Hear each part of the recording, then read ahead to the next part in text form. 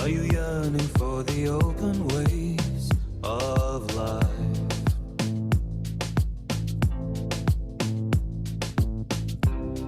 Are you reaching for the glory days? No strife. Trying to make it right only feeds your lonely pride. Just feel. Trying to divide only keeps the wound alive. Just heal. So breathe. We were born to live and love. We were born to laugh and cry. We were born to wonder why. We were born to live and love. We were born to laugh and cry. We were born to wonder why.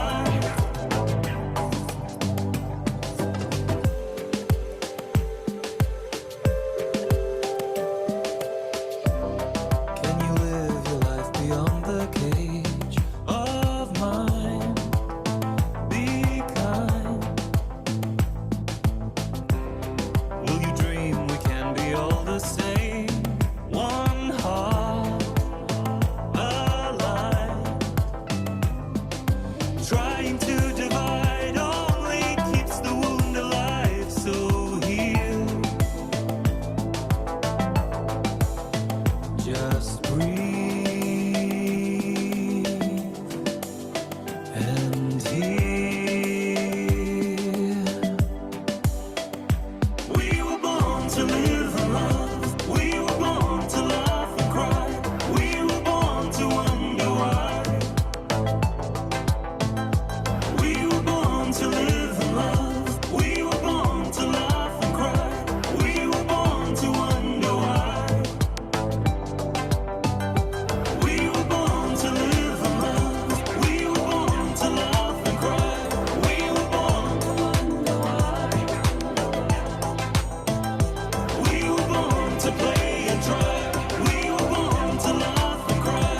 We were born to touch the sky. This is the way I hear, the way I feel, the way I see, the way I'm me.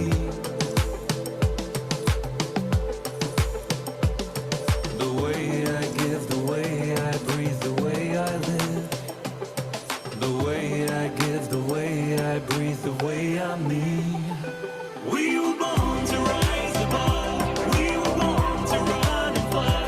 We were born to wonder why. We were born to play and try. We were born to laugh and cry. We were born to touch the sky.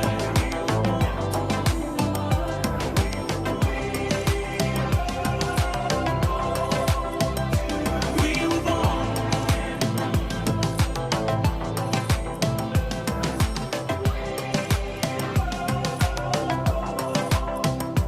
We were born to touch the sky.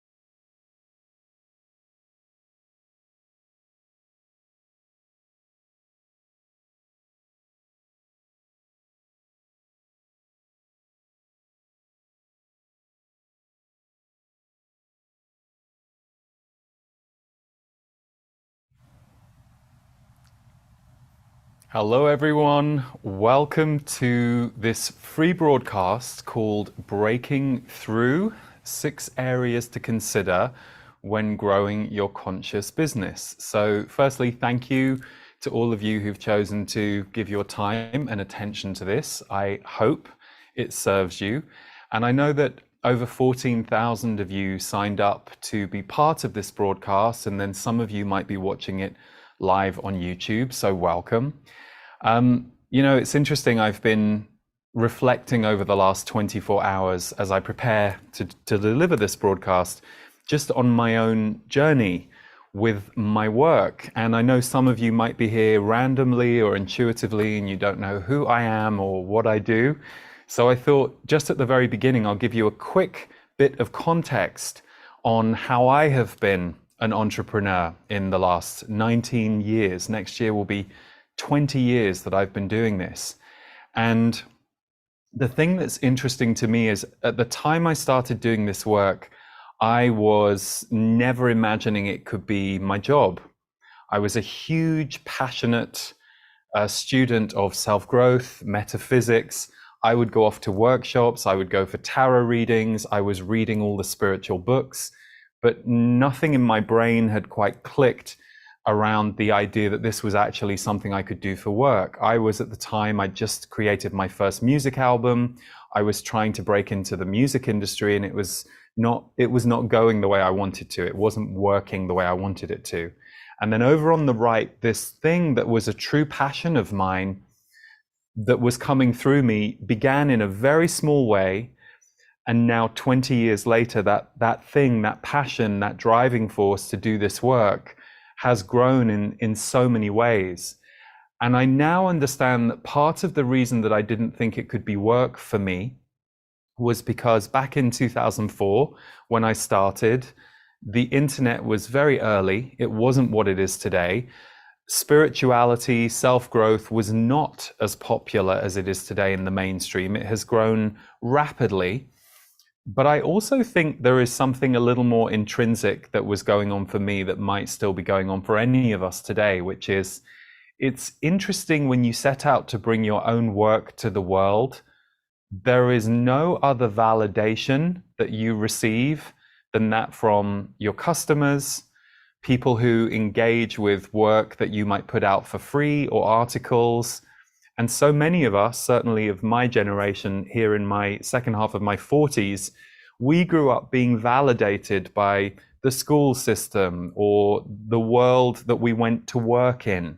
This person gives you a job. So we were always reliant on other people's systems. And the reason I say that being an entrepreneur is kind of the biggest self-growth journey is because it really puts you through your own paces if you're paying attention.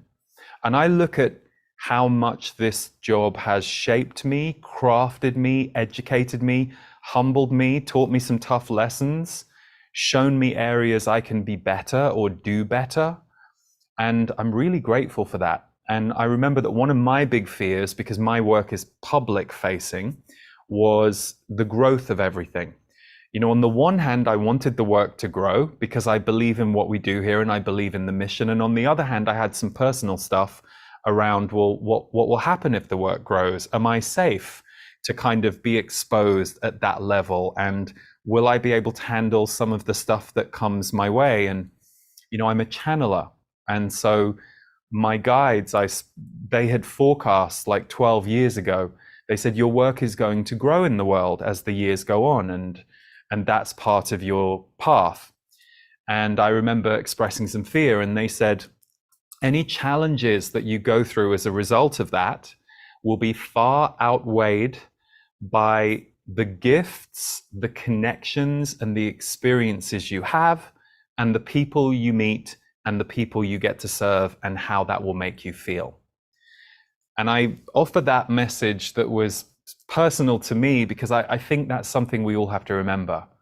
There are always days when you're growing your business that are hard, you know, things that can be very, very difficult, very, very challenging. Sometimes money is a struggle. Sometimes, you know, if you work with a team like I do, I mean, now I have a team of, there are about 22 people directly on the payroll, and that's not counting publishers or people in outside business relationships we have who might benefit. But you know, there were moments in time when it was just me, or it was just me and one part-timer or one designer or whatever it was I needed to plug into the business. And I think the growth that can come through working with a team is its own kind of lesson and learning. It can be beautiful, but it can also be challenging. So there is so much I could say in this free broadcast, but we're only going to be going for about an hour or maybe a little less, we'll see.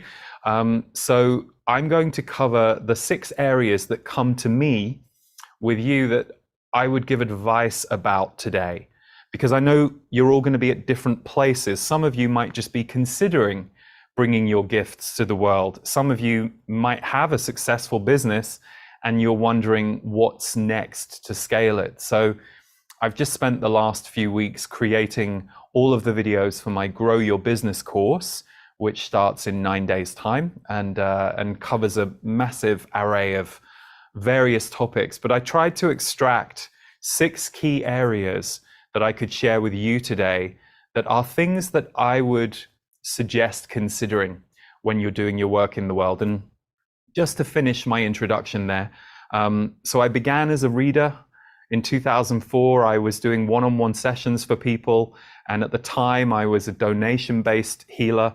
I was charging £10 for a reading, which is, about $15, and it would take me 90 minutes or sometimes a bit longer to do someone an intuitive reading. They would send me 3 questions by email, and I would sit there and write all of the words as I heard them, as they came through me, send them off this document, and that's how my work began. And it took 2 years for that work to become so busy that I left my day job in administration for a friend's business while I was still working on my music career.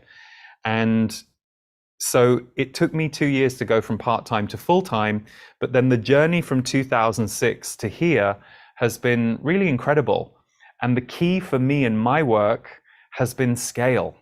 So if I had stayed doing readings, it would have been very difficult for me to reach as many people as I have, scale the business the way I have, and it would have been limited. I loved doing the readings, and that's why I stayed doing them for 15 years. But I've really enjoyed scaling what we do. And by scale, I simply mean finding different ways to bring education, transformation, and inspiration to people. So those really are my areas: education, transformation, and inspiration. And with our music, that we produce now, that we've been bringing to the world in a much bigger way in the last 4 years, the same ethos is true. So over the years, it was everything from trying my first YouTube video and being quite terrified the day that I put my first energy update out 11 years ago. There have been various moments and stages. Now it's online courses, now it's live events. So at this point, there are about 10 or 11 different areas that my business serves. And I think it can be very easy to look at someone else that you either admire or you perhaps desire their career or how their work looks. But if I had ever believed that where I am today was possible 19 years ago, I would probably have got caught in the comparison trap, and that would have been probably dangerous for my progress. Which brings me to the first key area that I would like to just bring to any of you who are growing your work, growing a conscious business.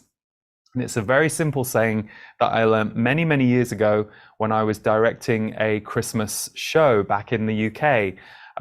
And the head of the department who had given me the job, and I'd never directed a show on that scale before with, we did 65 shows, it was a big budget, it was a big deal. And I was working with all of the different departments every single day. I would go from the actors to the costume department, to the set department, to the script. And it was constant and it was endless. And I found myself, as the opening day approached, I said, oh my God, this is intimidating. How on earth, I said to the previous director, how did you get to the opening day without having a nervous breakdown? And he just said, because you just focus on the next thing. So don't think about the whole show. Don't think about opening day. So just keep focusing on the next task. So for me, the saying is, one brick at a time. One brick at a time. We build a road, we build a path, or we build a kingdom or a queendom, one brick at a time. I think one of the shadow areas in our world at the moment is this success-based aspirational teaching that we often see. And I think it's tricky to look at someone else's end result or someone else's end result of, in my case, it's 19 years. In other cases, we see people who've been out there for 40 years, 30 years, even 10 years of building things one brick at a time. So if your mind is getting you into that mindset of, oh God, there's this I need to do, and there's this I need to do, and why haven't I achieved this yet? What is the thing you can do today that will contribute to the building of your business? The reason I want to share this too is there are things I did back in the early years that nobody heard or was paying attention to. I remember I made a channeled recording called Abundance and Relationships. There were two of them, and I was burning them as CDs. I mean, that tells you where we were at, 2005, 2006. And I think 2 people maybe bought those recordings, or 3 or 4 in the first year on my very small website where I was mostly known for readings. But here's what I will tell you. I was thrilled someone bought them. Like for me, I wasn't disappointed that only 3 or 4 people had bought them. I was like, wow, 3 or 4 people bought this. And we were just reminiscing, myself and my team member Marty, the other day about how excited we were when we crossed 1,000 Facebook subscribers back in 2011. And today we're over 300,000. But to me, I was excited about those 1,000. So get excited about one brick. And especially if you feel like you're a long way from where you want to be, understand that everything you do today, with intentionality, with commitment to quality, with commitment to wanting to serve somebody, is building into what it is you're making. Those 2 recordings, Abundance and Relationships, it hit 2006, and my popularity increased, and I was a little more known in the world that I was in, the channeling world at the time. And suddenly those recordings started to be consumed by people, which of course was great for business because it meant I was earning some money from these recordings I'd made, which to me was a miracle. I thought I had to turn up to earn my money. I thought I had to deliver each time to earn my money. It was like, wow, this is really helpful for me in the business. I can actually afford to think about, maybe can I take on a part-timer now? But I had made those things not knowing whether or not anybody would really hear them. So don't forget that one brick that you're focused on today, no matter how successful or consumed or wanted you think it is today, if you believe in it and it feels important to you, do it and keep building things one brick at a time. If you have a big goal or a big vision, stay right-minded about it. I have a rule which is, what is now, what is the future? By nature and by my design, I'm a little bit of a futurist. It doesn't mean I don't pay attention to the present or bring myself back to the present, but part of my wiring and my skill, I guess, intuitively, is seeing future timelines. But what I've learned is, even if you have an ability to see future timelines, we only create the future through the now. So I have a rule about what's now and what's the future. There are things that I am doing right now that correlate to future visions that I have for 3, 4, 5 years away. But I know that I can't work on that 5-year away thing today. It's not time. We're not ready. Things aren't in place, but I can work on everything that I'm working on today that might connect to that future vision. So we build it one brick at a time. What can you do today that could serve and further the growth of your business and what you do? And then if you have a big vision, can you break it down into the steps required to get there? I've met many visionaries who love big visions, but they really struggle with the day-to-day, the smaller, the now. If that's you, then you really need to find people to work with who can help you with that, or develop your ability to be what I call a builder. So in the course, I go through this, but I break it down that we can be, as an entrepreneur, you want to the best of your ability, know when to be a visionary, when to be an architect, and when to be a builder. The visionary is the one that has the big idea. The architect is the one that creates a plan or a structure or a map as to how you might bring that big idea into reality. And then the builder has to do it. So if the vision is, I want to have a retreat center in Brazil, the architect needs to work out, okay, how do you go about that? What visas might we need to inquire about? How long is this going to take? How much money is it going to need? How much money do I have? How much money do I need to fundraise? What's the worst case scenario? How do I build this in a way that it doesn't negatively impact me and my family if it fails for the first year? That's the architect. The builder then has to make the phone calls, write the emails, find out about the land, do the plans. So it's true in my experience that of the visionary architect builder archetypes, usually we're quite good at maybe two of them and not quite as good at a third. I know for me, I was a better visionary and builder than I was architect for a long time. But through my experience of serving a business and serving customers and understanding how it all connects, I became a better architect because I recognized that was a weak area for me. But equally, if you know, oh God, Lee, I'm a terrible builder, I'm a great visionary and a great architect, it's like, okay, well then you need to grow your business so that you can hire people who are wonderful builders who intersect with your vision. So one brick at a time is how we build something big. So don't discount the small thing you're working on today, and don't let your mind trip you out about where you aren't. Don't give that too much time. You'll only get there if you stop worrying about where you aren't or giving all that time and energy to where you aren't and start building something today that can be part of the future.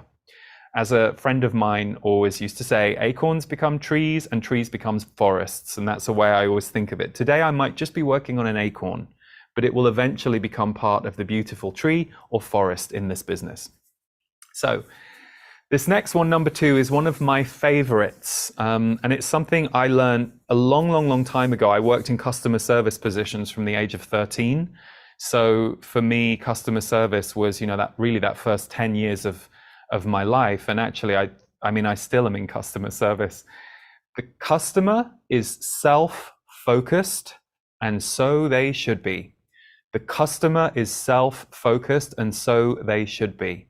Here's what I mean by that. Even someone watching this video right now, there will be people who will turn this off probably already or any minute now, because they will decide, I am not for them.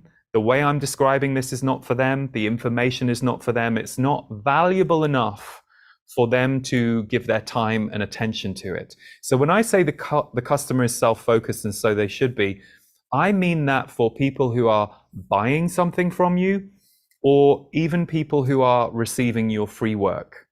They aren't going to generously watch your 30-minute video to be nice to you, because people value their time. So the reason I always remind anyone I work with in the business training is the customer is self-focused is it's a really good thing to keep in your head when you are trying to bring something to the world that you actually want to connect customers to.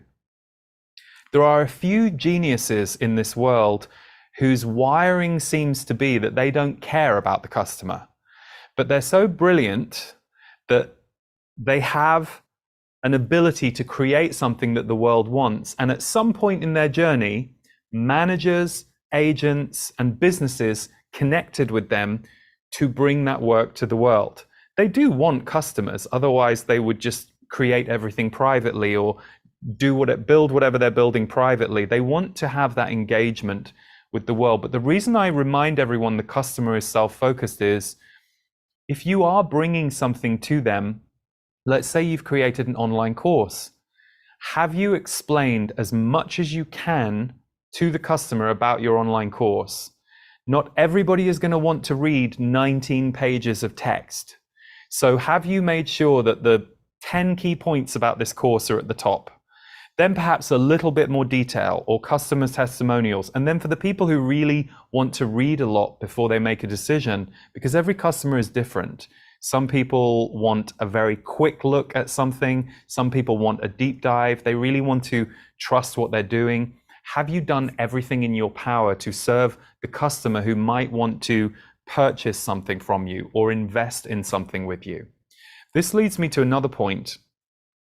I bought a business course from a fairly respected person who isn't that public, but is attached to quite a few public people. And because I met him at someone's event and I liked him, nice guy and clever, I bought a business course from him back in about 2018, and it was $1,000, which was, you know, a big deal for me at the time. But I've always had this philosophy that I will invest in business training because it's going to pay off. It's going to go into my business.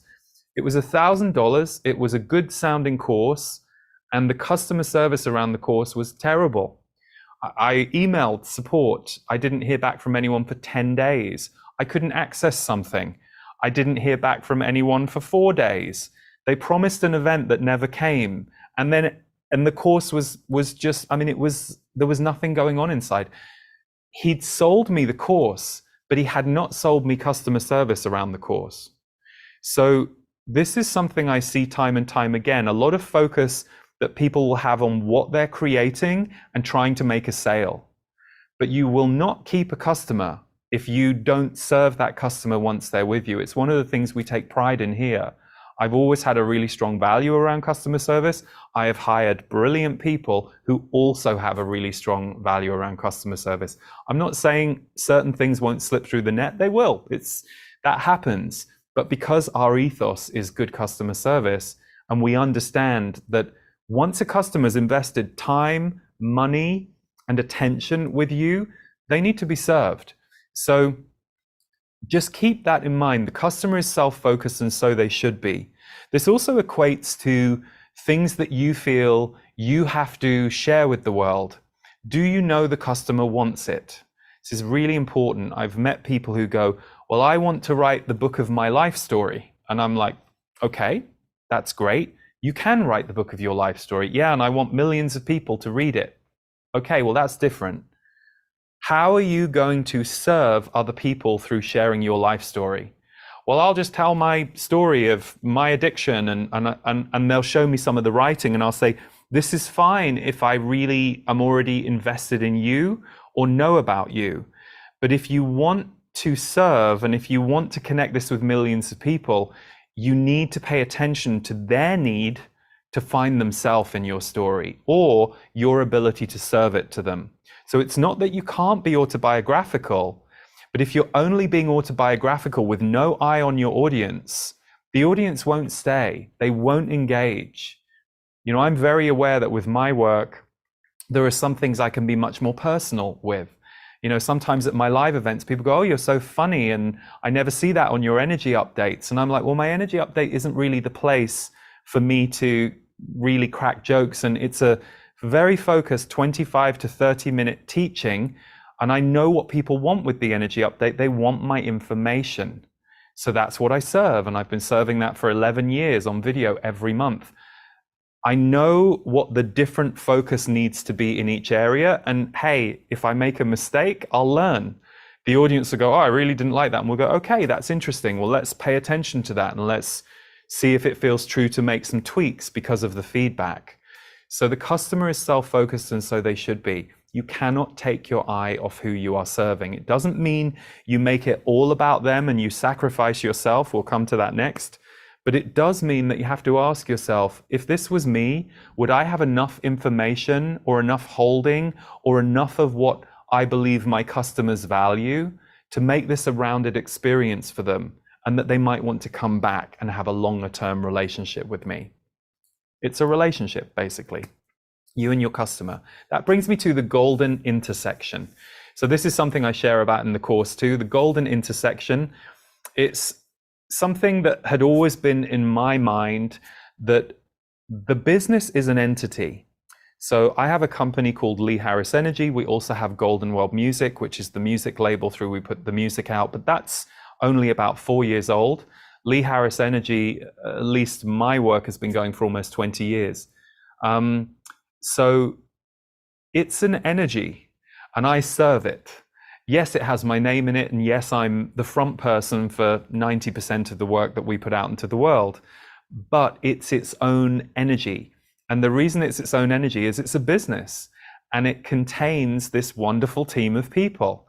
And it, more importantly, connects with those of you in the world that know what we do. Whether you're with us for one free video, or whether you're with us for years, and you're in my members community for 4 years, and we're serving you through that every month. You, the customer, will decide how relevant we are to your lives. But Lee Harris Energy to me is an entity, and it's everything. It's bigger than me, of course. It's bigger than my team. It's a collaborative, collective thing. Now, the golden intersection is your business, your customers, and you.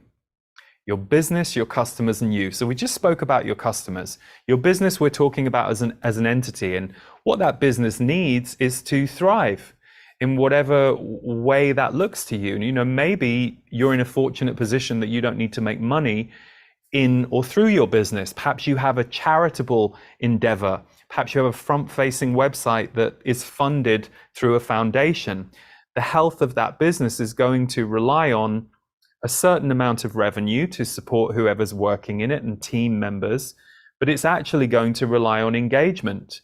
You know, you don't have to worry so much about money or funding, but you do have to worry about your mission, because the success of that business is, well, can we connect this benevolent thing we're doing with the people we want to serve and be benevolent towards? And perhaps there are people in the community or the audience who want to connect with us to help fund our benevolent mission. So that's your business, here are your customers, and then there is you. And the golden intersection on the diagram I share inside the course is right in the middle is the heart. So if you imagine 3 circles, your business, your customers, and you, right in the middle point is the heart. If you can be serving your customers, your business, and yourself as the person who is leading the business, but also considering your team members in there. Are my team members served? If you're like me and you are the product that is a huge part of your business, then definitely looking after yourself is important. But as the business owner or the one running the business, if you aren't the product, you still have to be involved, because you're the one that might be waking up or going to bed thinking about your business. You might be the one that is all in of all of your team. So the golden intersection is when you can serve your customers, your business, and you all at the same time. There are times that I have been offered business opportunities that would be good for business, but wouldn't feel in integrity to my customers or to me. So I've said no. And some of these things have been really big, you know, quote unquote big, whether they're financial things, whether they're status things, but for me, it has to serve at least 2 components of that golden intersection.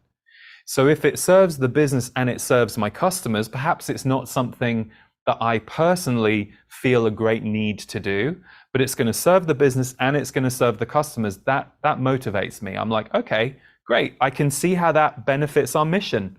Great, I'll do that, no problem. If it serves me and it serves the business, ultimately it will eventually serve the customers. So for example, perhaps I have a real passion area that's really important to me, and I go, I don't think we've really got any customers around this, but I feel like I want to do it, and it would be good for business if I put a free video out about it. Because, you know, anything that you put out for free, unless you do a really bad job of that thing, is going to help serve your business. So the golden intersection, can you find the middle point where your business, your customers, and you are served? I'll give you an example of this. I once worked with a beautiful, beautiful soul. She was one of the final people I worked with when I was still doing private sessions. And at that point, a lot of people were coming to me for business mentoring. I think because my work had become more known and they would see my work, I would get a lot of practitioners and people from my field sign up to work with me on expanding what they do in the world. She was such a heartfelt soul, and she had one customer, well, actually she had a few, but there was one that was really in need. And she decided for 3 weeks to just devote herself to this one customer's needs, but he was in a very difficult financial situation. So she was doing daily free Reiki sessions for this person for about 3 weeks. And at the time I said to her, you're going to need to be a bit careful. That's going to deplete you and it will deplete the business. I said, it's wonderful you want to do that for him. I said, and I trust your instinct if that's what you really want to do. I'm just being the voice of caution that this is a lot. And she was adamant, no, this is what I meant to do. And I went, okay, trust you. Sure, go ahead. So she did it, and by about week 2, she was sick. And part of the problem, it wasn't that she couldn't be, benevolent to him. My advice was, well, can you do it, less? Can you once a week? Or I said, you're going to put yourself in a position that you will drain yourself. And she wasn't earning a huge amount at the time. She'd come to me because she was just about paying the bills. She'd just taken on a part-time team member as well. So lo and behold, she wore herself out. Now, the good news about this story is, remember I said business is all about self-growth? We all have these stories. We all have these things. I have them where you go, oh God, why did I do that? Well, you did it because you're learning, and we're human, and we're all going to learn. So the good news about her is she's doing really well now because she looks after herself. But at that time, the piece that I could not get her to understand for a long time was of the golden intersection. She was focused on her business, her customers, but not her. And it's very typical with people in helping or healing professions. Well, he needs me, so I'll give all my energy and won't charge anything. But then for her, she got sick and she had to take weeks off. So she had to cancel her paid clients. And like I said, she didn't have reserves at the time. It wasn't like she had a savings account for her business. And, let's be honest, you're very fortunate if you get to that position. That's not a position I was able to get to for about the first 15 years because I was always growing. So I would say that a really important consideration for anyone in the helping or healing profession is don't forget to include you. You're not just in customer service and business service. This has to serve your well-being, because if you don't look after yourself, the whole thing comes down. That's why I have a whole module on entrepreneurial self-care. And if you want to think about that for yourself, what am I doing to support myself as I go through my next month as a business owner? And am I doing enough? I mean, all of us live in an overwhelming time on the planet. So it's very easy for all of us to neglect a certain level of self-care. But my argument is always, what can you do for 15 minutes with some regularity so that you don't get to a burnout point? I had really bad burnout in 2015 because I was trying to do too many things and be too many things to too many people. You do learn the hard way.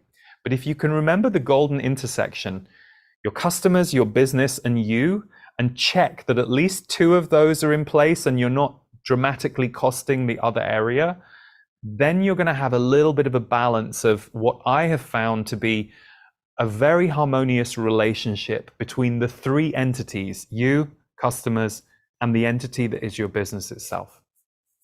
Okay. Area number 4, this is a really important one. So the world needs you, not a carbon copy of someone you admire. We've all done it. It's very easy to do. I mean, comparison is a human disease, if you like. And I think comparison, when you can turn it into admiration or aspiration, is wonderful. When you can look at someone you're comparing yourself to, and rather than beat yourself up or feel like you're not where they are, if you really want to become a little bit more like what you're seeing, you can use it as aspiration or admiration that fuels you. But I have crazy ideas about what I think I should be. I go and watch modern classical pianists, and I have a fantasy of going, oh my God, why am I not a modern classical pianist? And then I remind myself, well, you could get rid of most of what you do now and focus on that. And at this late age, you could still learn it. But I've realized, no, I just admire them so much. And they're like my fantasy other career. I have work that I really love and that I'm doing, and that is everything I really need. So there's nothing wrong with admiring, but there is a real problem that we have with comparing. Whether it's comparing to someone else's success, which can be dangerous. The one thing I've learned over the years is someone else's successful exterior might be masking a difficult thing they're going through that you wouldn't want. I remember once working with someone who was really envying her friend because her friend was getting married. And I said that to her. And then on the next session, it was just coincidence. She came back to me and she went, oh my God, I've just found out that my friend's mum is dying. And I had no idea. And it's been going on for months and she's really grieving. I just looked at her Instagram post about her happy marriage because she doesn't want to share about her mum because her mum wants to be private. This is the tricky thing about social media. You take a quick snapshot of someone's scenario and your negative mind goes, oh God, they're having a much better time than me. You don't know. Maybe that photo was taken yesterday and today they're having a really tough time. The reason I say the world needs you is there's a wonderful video on YouTube that you can find called Everything is a Remix. And it's basically showing how we're all reinventing the wheel. We're all putting a now stamp and our own personal vibration on things that have already been out there. Now, sure, there are some of you who might be inventors. And I do think we, through reinventing the wheel, we invent a new frequency in the now. It's true, we do. But I think sometimes you can give yourself a hard time by going, oh, well, why should I do a podcast when she's got this brilliant podcast on the same subject matter and she's got millions of people listening to her? Well, because they're her audience. They're there for her. They're there for her frequency, her way of saying it, and they connect with something to do with her, the show, the way the show is marketed. Perhaps she has a massive marketing budget, but that doesn't mean that of the millions of people that she's reaching, you couldn't reach hundreds or thousands or tens of thousands or hundreds of thousands of people. The thing about numbers you also have to be careful of when you're comparing is, I've often had people say to me, oh, well, I put an article out on Medium, but it only had 45 readers and 7 likes. And I'm like, okay, I understand 45 readers. Part of the reason you're saying that is if you have more readers, everything else would be more successful. I'm not discounting that, but 45 people is 45 people. 7 people liking it, that probably means maybe 15, 20, or maybe more liked it, but they didn't press the button. So if you imagine a room full of 45 people, then suddenly you start to see these numbers, because we're not numbers, we're people, we're souls. Those 45 lives that you've touched, and the 7 people who liked it, you've imprinted their day. That article you wrote has touched them, gone into them. You have put something into words and energy that has impacted and shaped their life. I don't know about you. I'm a composite of every teacher, my parents, my family, my friends, the brilliant books I read, the amazing music artists who touched me. I've become a kind of, an energy field that has been influenced by all of those people. That's beautiful. Some of them will never know. Some of the sweetest interactions I tend to have is when I'm out in the world and I meet people I've never met.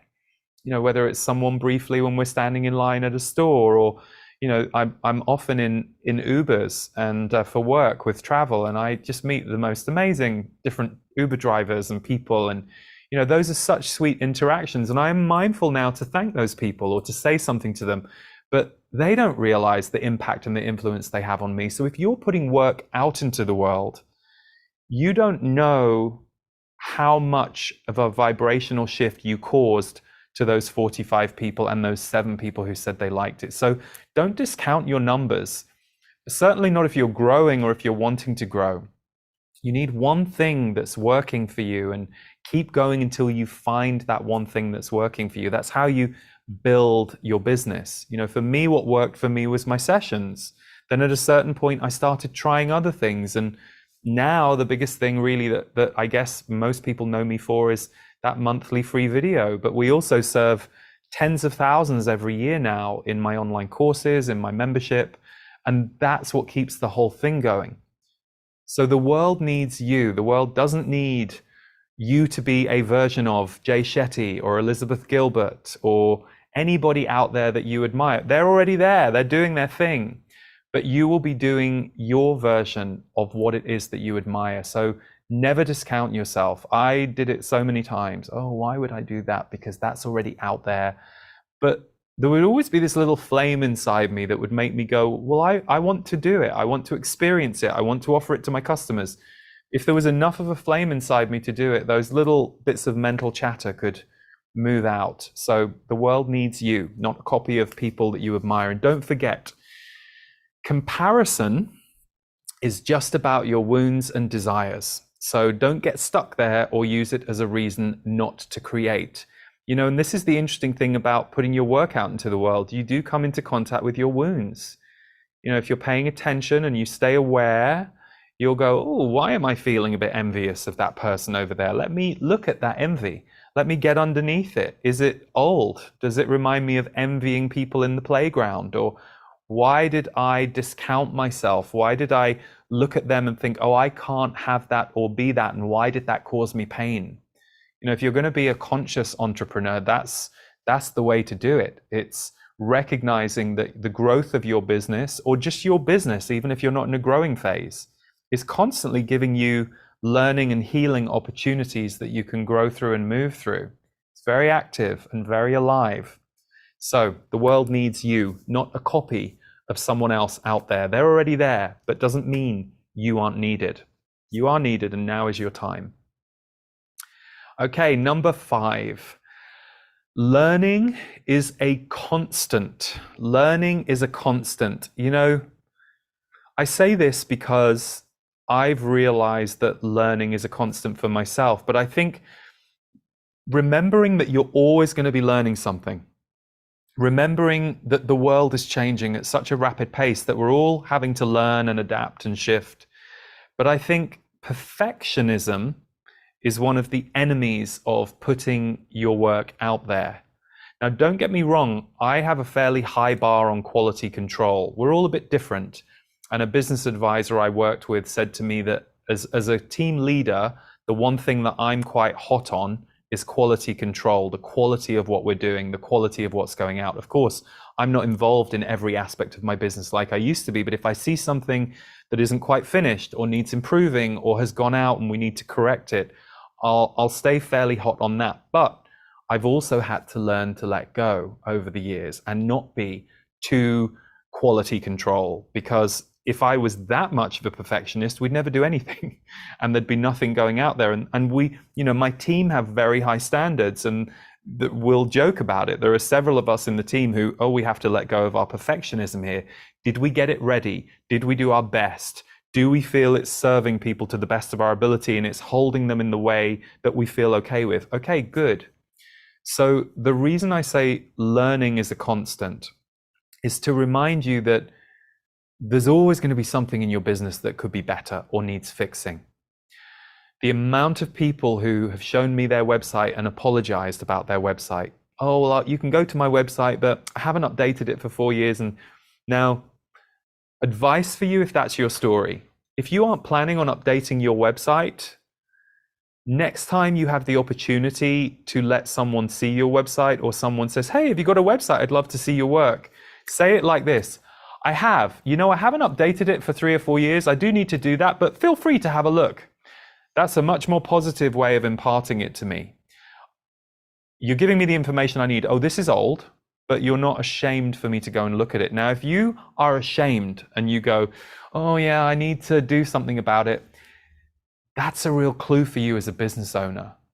You're not serving your business by having a website you're ashamed of. So that's your one brick at a time for now. Your first most important thing is, I just sent this guy called Lee, who I met at a conference, to a website I'm embarrassed about. He could have been someone that would have wanted to collaborate with me. I mean, I wouldn't discount someone. Like if I've had a feeling about someone, I wouldn't discount them. But it's a sign for me that there's an area of your business that you aren't proud of. And these days, you can have a simple website, like a one-page. I mean, some of my favorite websites are not the ones with all the bells and whistles. They're ones that are compelling. It might be one photo and 3 paragraphs, and the first line says, I really don't like websites. In fact, I can't believe I've made one. But guess what? The world needs websites, so here we are. And I'm like, oh, that got my attention. So it's not about how fancy things look. It's about how real, authentic, and true things are. So you will always be learning in your business. There will always be some area for you to grow through.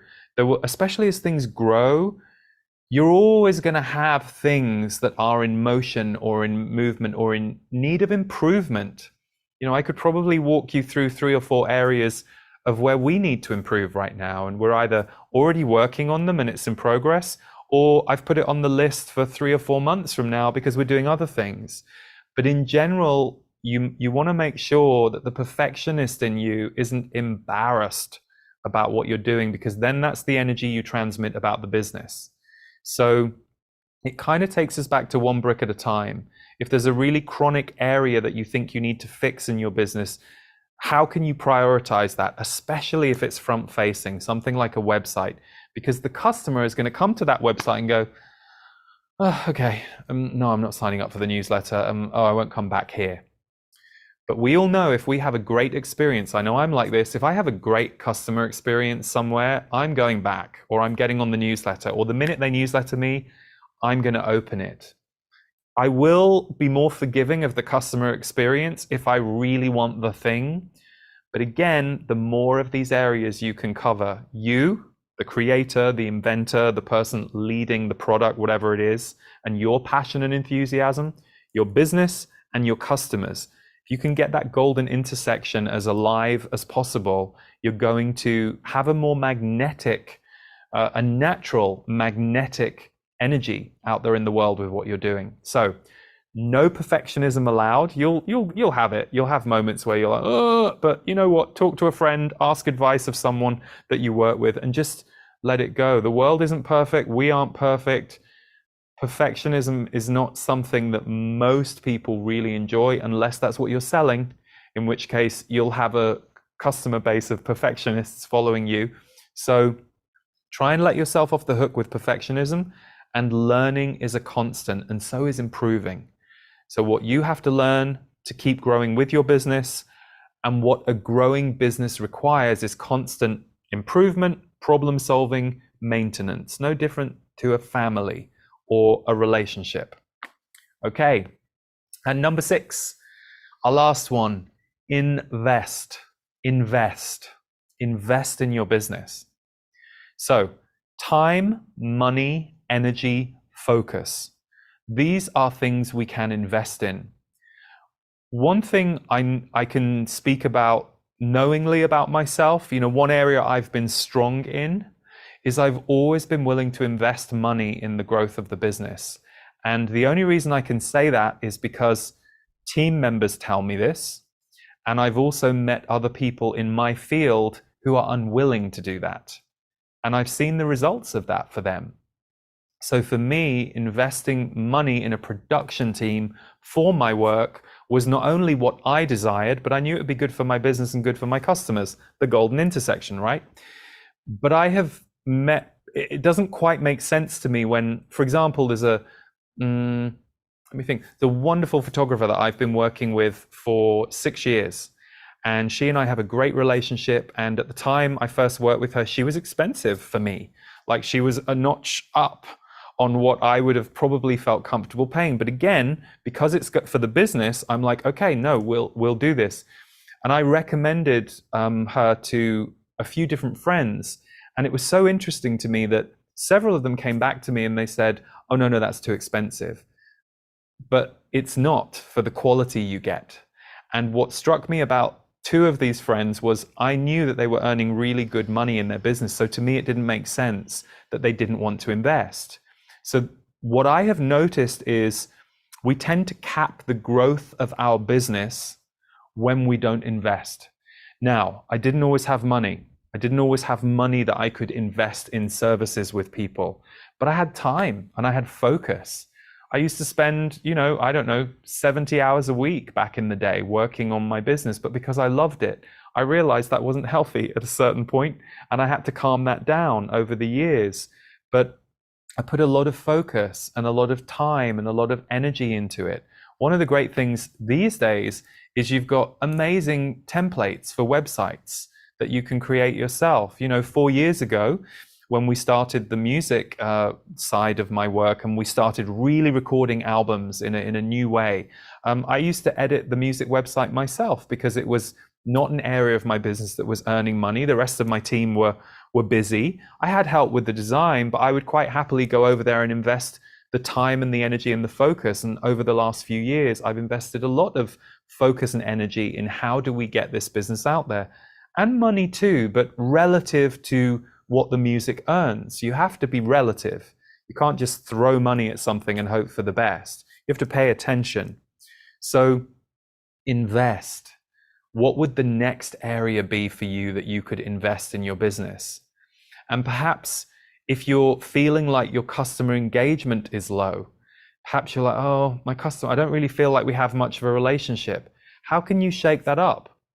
Can you start being more personal in your newsletters and perhaps sharing a personal story? Whatever area you think your business needs help, whether it's the financial side, whether it's engagement, whether it's contacting people, what might you need to do to invest in the growth? And that includes learning. So if I was in a position today where I had no money, but I knew that I needed to invest in the business and the customer growth, I would spend time going and finding all the free videos on YouTube I could find that might help me, or any free articles. And I would be realistic. It's like, I can't spend the money. I'm just about making my rent. I can't invest money at this point because I also don't have enough of a customer base to justify it. And I don't know where that money is going to come from. I haven't got spare money sitting around, but I can use time. And I can go and find the things that are going to feed me, give me ideas, help me get a rung up the ladder, so that at a certain point I start getting more customers.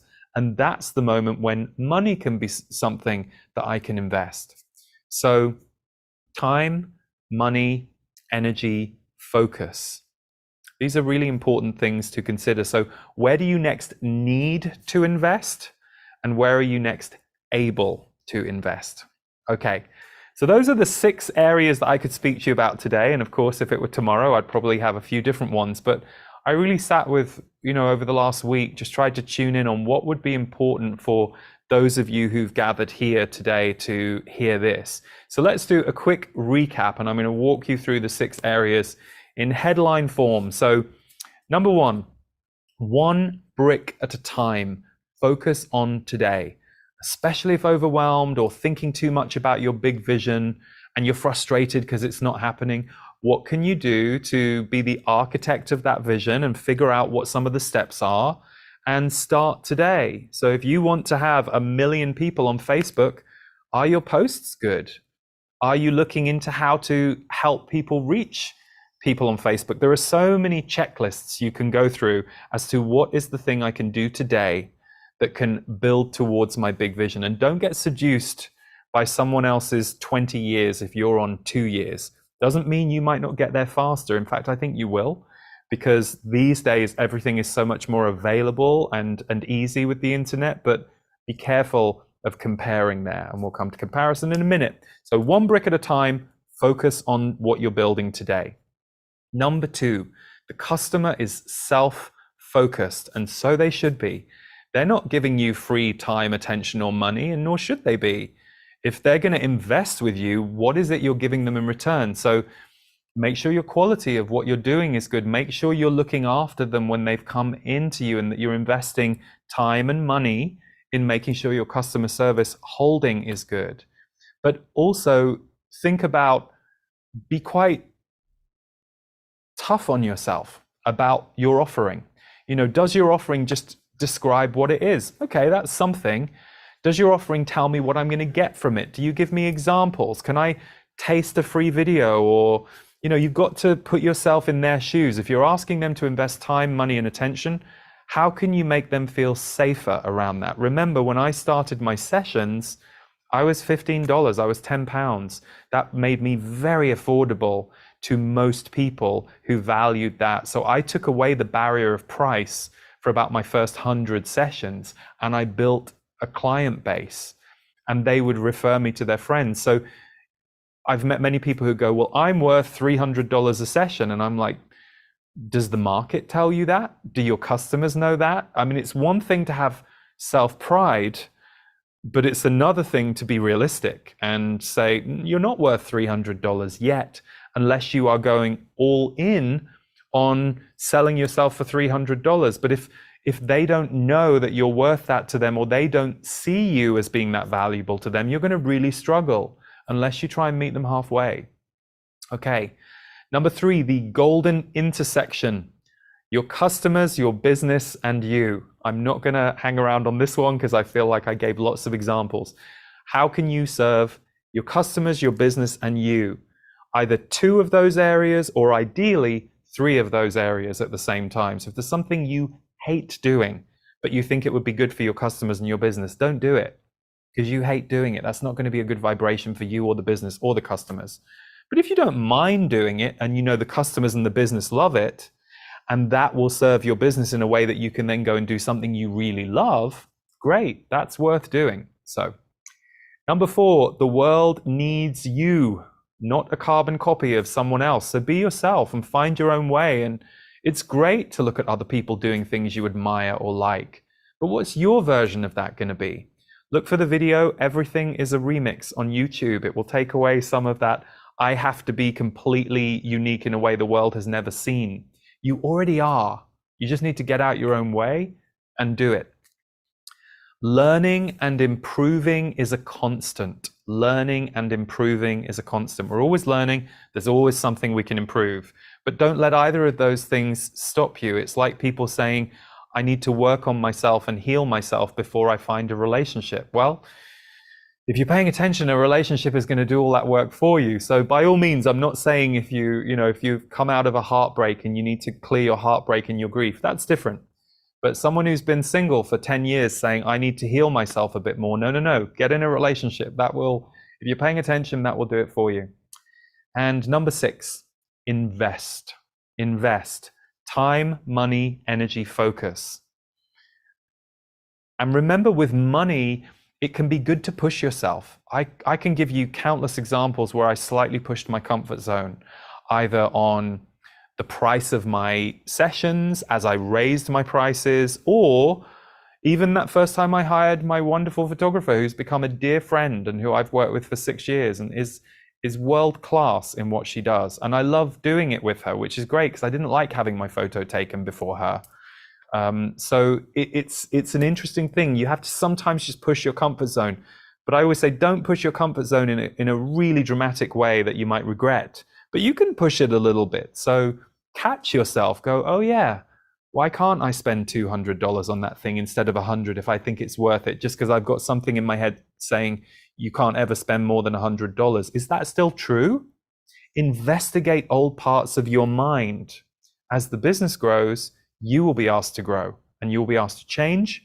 You will be asked to shed, and you, your business, and your customers will get into this symbiotic relationship that can be such a beautiful thing.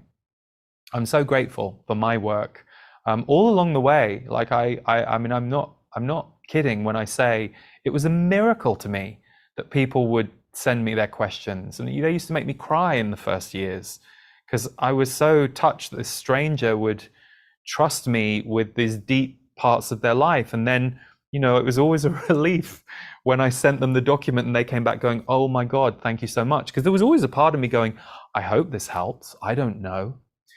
My customers trained me to understand the value of what I did. I was compelled to do it, but they educated me by saying to me, thank you, that really helped. And that's a big driving force for me. That really is one of the things that is big for me. For me, if the work helps someone, I'm thrilled, because I can't tell you how many times the work or the music or the writing from other people pulled me out of a deep, dark hole in my life.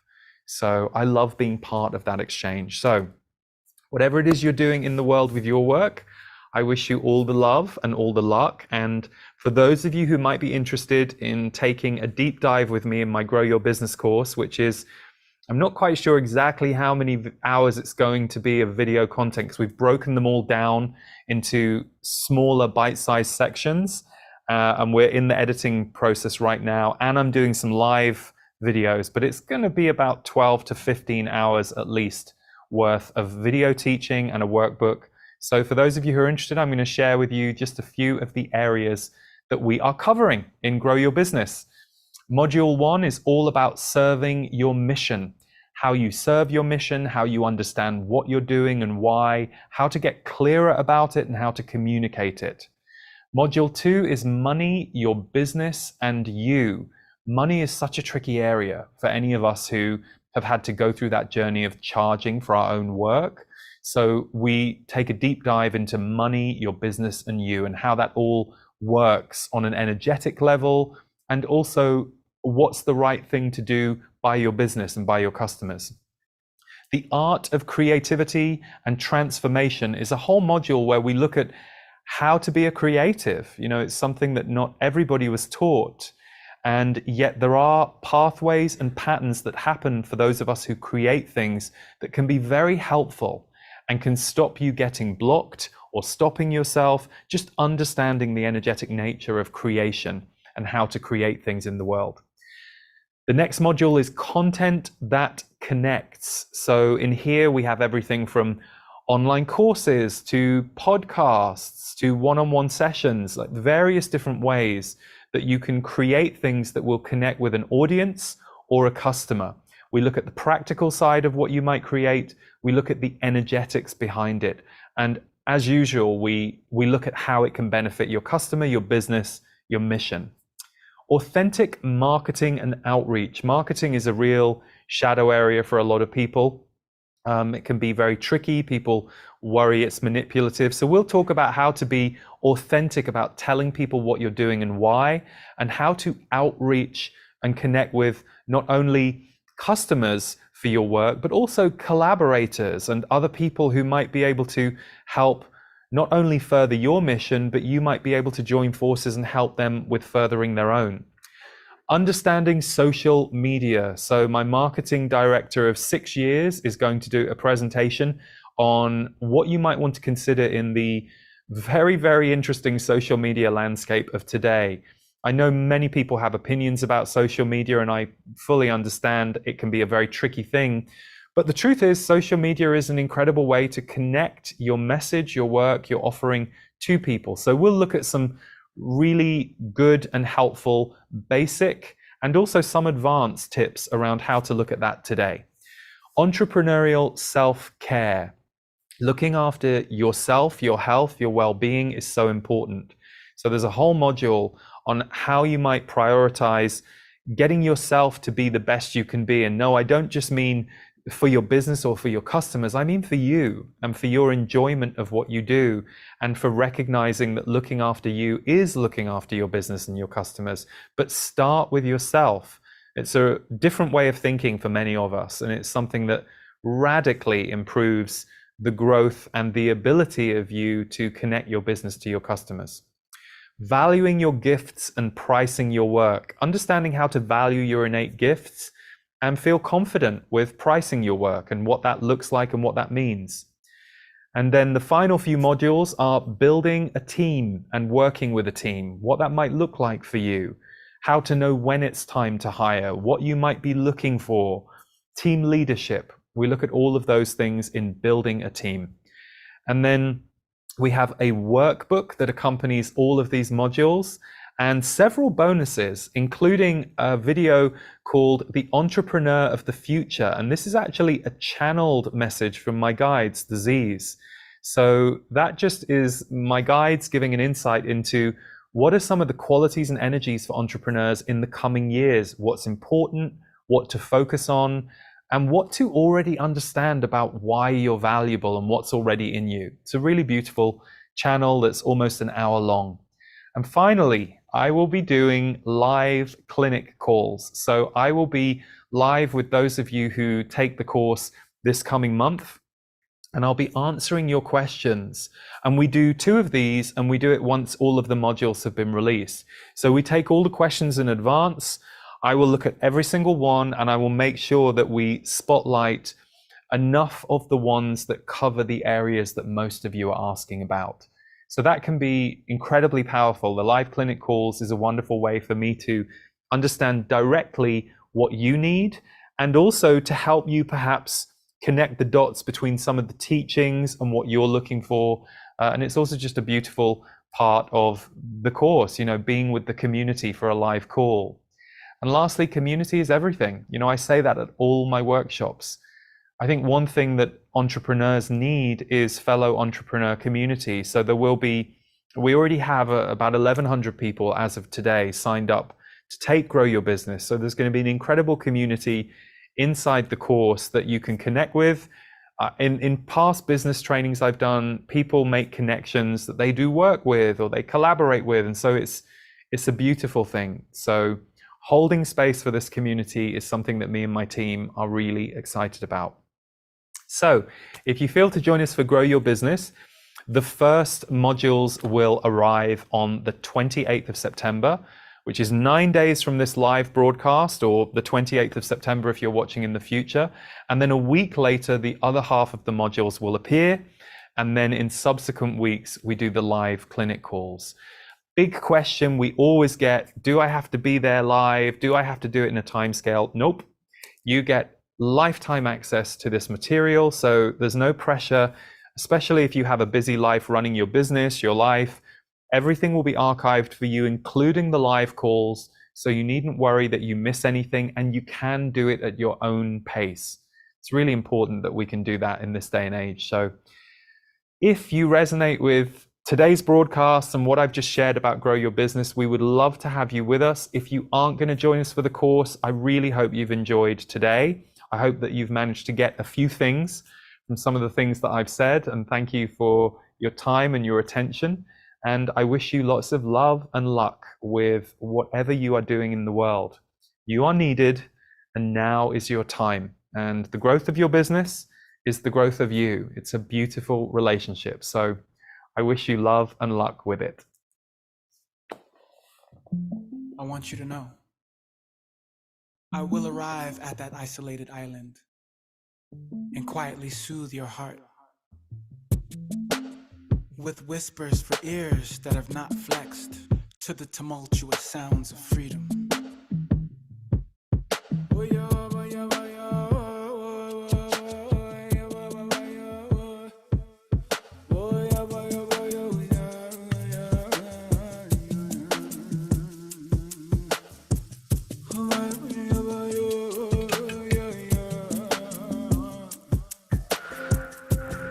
So I enter softly, so you may crash like waves. Come as you are, free from limitation. This generation closes the gap. All who walk the earth, remember,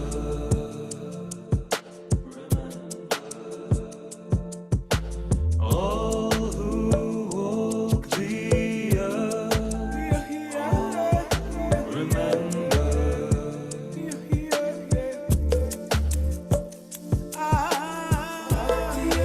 Bass notes and the earth to my feet. Mycelium, I see where it reaches. To remember what the elements teach. Say what you want, yeah, I give you what you need.